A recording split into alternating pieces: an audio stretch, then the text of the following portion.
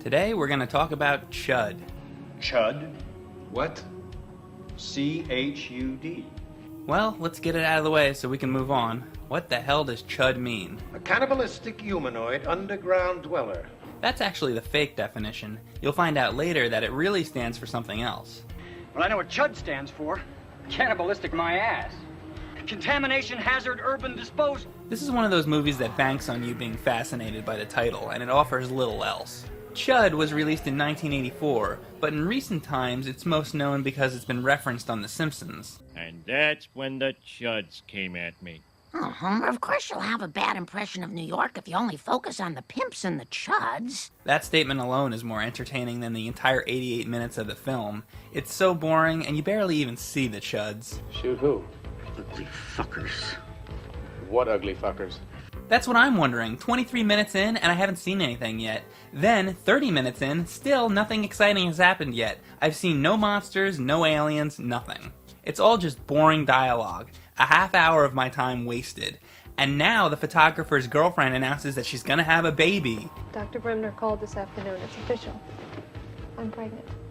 There's a whole scene discussing it. This movie's called C.H.U.D.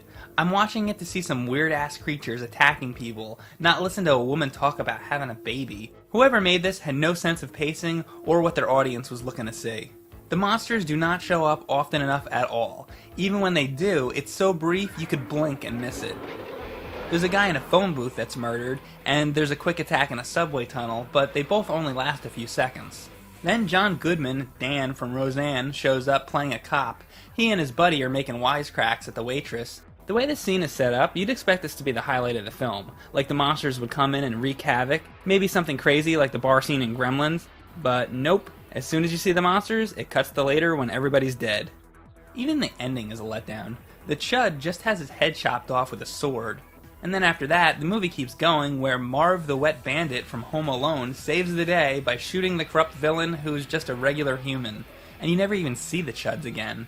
The amount of time you see the monsters on screen is pitiful. For every 15 minutes of boring dialogue with people in business suits talking at an office table, there's about 6 seconds of C.H.U.D footage. There was a rumor floating around that Rob Zombie was going to remake C.H.U.D at one point, which makes no sense. Why would anybody remake an obscure, low-budget piece of trash that nobody even cares about in the first place? How about remake Voodoo Man with Bela Lugosi while we're at it? Nobody cares about that movie, so let's have Rob Zombie remake it. Then, at the tail end of the 80s, 1989 to be exact, there was C.H.U.D 2, Bud the C.H.U.D. In this one, some high school kids are told to pick up a corpse for a science experiment. It ends up rolling down the highway in a comedic sequence, and they lose track of it. So now their plan is to steal a replacement corpse. They get one and bring it home and stick it in the bathtub, but it looks like the combination of a hairdryer and the bubble bath wakes it up.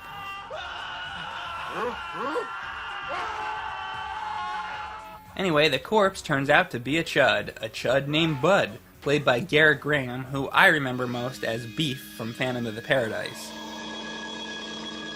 The C.H.U.Ds here are more like zombies than the C.H.U.Ds that we knew from before. After they bite somebody, the person becomes a C.H.U.D themselves. The C.H.U.D-ified brain, however, lurches into a second life.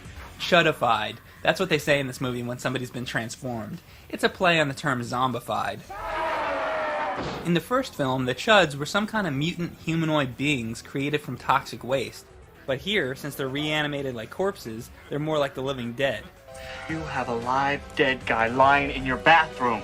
Also, the makeup looks nothing like the first film at all. By the end of the movie, they don't even try anymore. Now they're just calling them zombies. The end of civilization, a world filled with zombies. Also, the tone of the movie is entirely different from the first as well.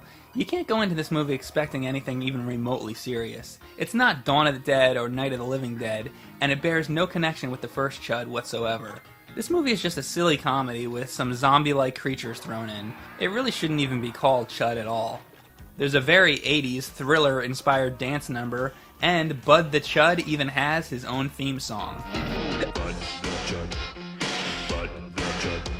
The whole thing is just ridiculous.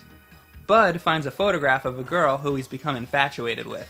He goes on a rampage, turning his victims into zombie cannibal creatures, and two of the people that he C.H.U.D-ifies are June Lockhart from Lost in Space and Norman Fell, Mr. Roper, from Three's Company. If that's not enough cameos for you, even Robert Englund passes by in one short scene. though you'd seriously never notice it unless you were searching for them. So the government fails at stopping this spreading epidemic, and the kids have to step in to save the day. It's classic 80s horror formula. Overall, this is an okay movie. The final scene where they finally dispose of the CH.U.D in the pool by electrocution is entertaining, but the problem is that there's no real gore anywhere in the film. I guess they were trying to keep it more family-friendly or something, but having no blood really hurts what otherwise would have been a really great zombie romp. The death scenes are begging for some blood, but most of the time the kills are off-camera, shot at a distance or from behind a dumpster. It's really a letdown in that respect. Out of the two movies, though, I enjoyed the second one much more than the first. It's not acted or directed any better than the first, but at least it has a sense of humor about it, and it doesn't take itself way too seriously like the first film. So, if you're gonna watch one, go for the second film. This CH.U.D's for you.